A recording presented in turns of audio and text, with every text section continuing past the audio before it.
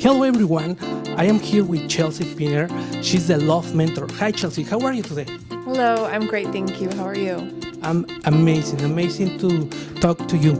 I had a question, Chelsea. What is love means? What love means is a really deep question because love is something that we all want in our lives, and it's something we all strive for, and it's what we all desire to feel. So love at its deepest meaning means all-encompassing. It means not non-separation. So it means you do not have hate for another person. It means, like, if we're in a relationship, for example, that I love every part of you and I accept every part of you as my partner or my friend. It means not having any judgment. It means dissolving the ego, and it requires inner work. It requires self-love. It requires a necessary type of non-narcissistic love, meaning I don't judge you for being different than me. I love you because you are different than me. So it's all accepting, all encompassing. Thank you for the answer, Chelsea. In one video you put in Instagram, you talk about the 5 languages of the love. Can you explain the 5 languages for the channel? Of course, I'd love to. It's one of my favorite topics. So the 5 love languages is essential in any relationship because we all speak different love languages. It's similar to I speak English, you speak Spanish. If you were speaking Spanish to me and you didn't know English and I didn't know Spanish, we wouldn't understand each other because it's a different language. And we all speak different languages with love because we were all raised differently. So your father might have cleaned the room for you, which is an act of service. And my father might have given me a hug, which is physical touch.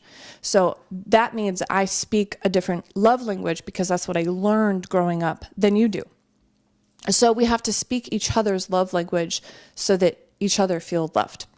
So the 5 love languages are quality time, physical touch, words of affirmation, acts of service, and gifts.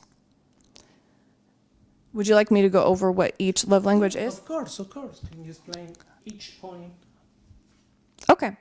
So words of affirmation means it's encouraging words to your partner, compliments, making them feel good. So it could be something as simple as, "You're so beautiful." And if words of affirmation is someone's love language, it's important sometimes to extend beyond just a basic compliment and say, "You're so beautiful because your skin is glowing, your eyes move me." You know, it's something a little more beyond just a simple compliment. Now, if your partner's love language is words of affirmation, you want to make it somewhat of a daily practice to give them at least one word of affirmation to make them feel loved. And it could be something as simple as, "I really loved how you cooked our dinner last night. It was amazing. It tasted so good. I'm so happy. I feel content." Something simple, you know? So that's words of affirmation. Acts of service is when you do something to show your love for another person.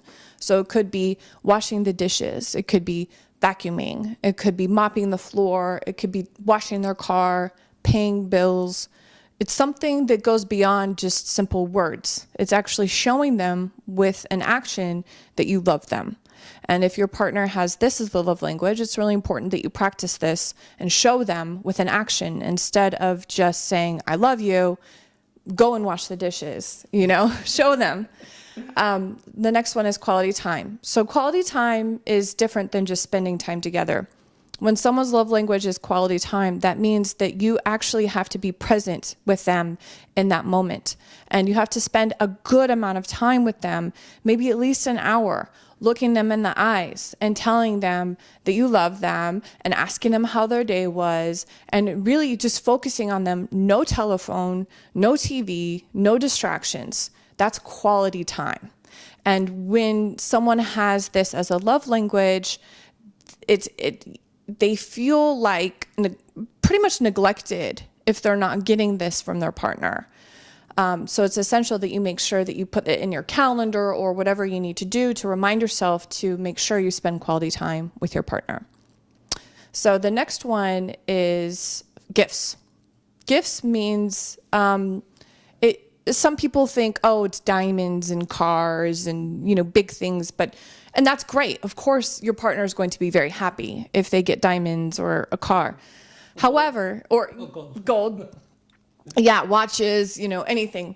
But the underlying importance of gifts is that you thought of your partner. And it could be something as simple as buying them a card or writing a card. Just writing it from scratch on a piece of paper. Just anything to show that you thought of them. And sometimes gifts can be a difficult love language for someone because it might not be theirs, because it's a rarer one, to have in the main love language. It's good to make sure you give your partner gifts no matter what, because all 5 love languages are important.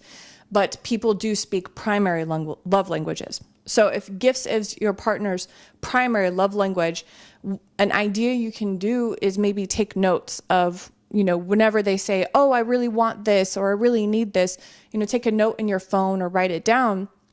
So you'll have ideas for gifts, and it could be something simple as, oh, I really wanted that pen, or I really need that sauce from Whole Foods, anything, any little thing. And then you can stock up on those things. And, whenever your partner needs their emotional love tank filled, just wrap it up and give it to them. So that way you never really struggle to think of ideas. They're giving them to you every day if you pay attention.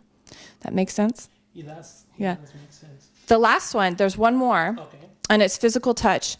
And physical touch it can vary between the genders, because a lot of men misinterpret this for sex. And then the women that has physical touch as their main love language, they consider hugs and cuddling and, that kind of intimacy as physical touch. And men, if your real love language is physical touch, then you have to separate the sex from hugs. And if you feel love and you feel this rush of hormones from just a hug, then physical touch could be your love language. So it's important that you take the 5 love language test and you find out what your love language is. And you also really should pay attention to what your partner's love language is. And a way you can do that is to ask simple questions, like you could say, what really makes you feel loved? It's better to have them take the test, obviously, but if they don't, then you can ask questions like that. Or another good indication is what they're complaining about. If someone's complaining, you don't spend time with me, it's probably a good indication that quality time is their love language, Yes. And I had a question. You talk about five answers, but what about the communication? So communication about the 5 love languages? Yes, the communication, how important is in a relationship? So communication is obviously key, because it's everything, it's how we understand, what we need and going to get it. So for example, the terrible twos, when a child is 2 years old, they're screaming and crying usually because they're having trouble communicating what they need, and the parent isn't understanding what they need either. And so therefore the child will throw a fit. And this can go into adulthood, when someone is trying to communicate their needs and they don't know how, or their partner doesn't understand it, then they have a fit. They get upset and fights can happen. So a good way to communicate, I don't know specifically about 5 love languages or anything. Anything. Okay. So a good way to communicate to your partner about needs in a relationship, for example, is to talk about how you feel. Like how I feel is I feel hurt when you ... Instead of you do this and you do that, it puts someone on the defense, and it makes them feel like they need to defend themselves and they need to protect and they're mad and that you just want to shut them down. But if someone starts a conversation, I feel, and sometimes even adding a compliment, if you have something that really important you need to talk to them about that you're not happy with, you can say, I first want to start with saying I really love you and I really care about you so deeply, and I just appreciate everything about you. I feel hurt when, and so that's a good way to communicate if you're unhappy about something. But communication in general, obviously, is super important because it can cause fights, and 5 love languages is a way of communicating. And, you know, if someone isn't feeling loved, then obviously they could leave in a relationship. It can cause problems with parents and kids as well. It can cause problems at work with your coworkers and your employees. Learning the 5 love languages isn't just about your partner. It can be about everybody in life. Learning your friends' love languages, learning your coworkers, your bosses, everybody's is actually really important, because you learn how to communicate with them. You learn how they will feel good in your presence, you know, how they will feel heard. You know, everyone wants to feel heard. We all want to feel like we're seen. And one of the best ways to do that is understanding their love language and communicating that with them. So I hope that helps. Thank you, Chelsea. Hello, it's Chelsea Penner. I hope you enjoyed watching this video. We enjoyed making it for you. I'm the Love Mentor. I've been a dating coach for over 7 years, as well as a Love Mentor. You can find me on lovementorchelsea.com. My Instagram is It's the Love Mentor. And on Facebook, it's the same. It's the Love Mentor. Thank you so much again for watching. I hope you enjoyed it. And please comment below any questions, any further questions you may have or comments. I'd love to hear the feedback. Thank you so much.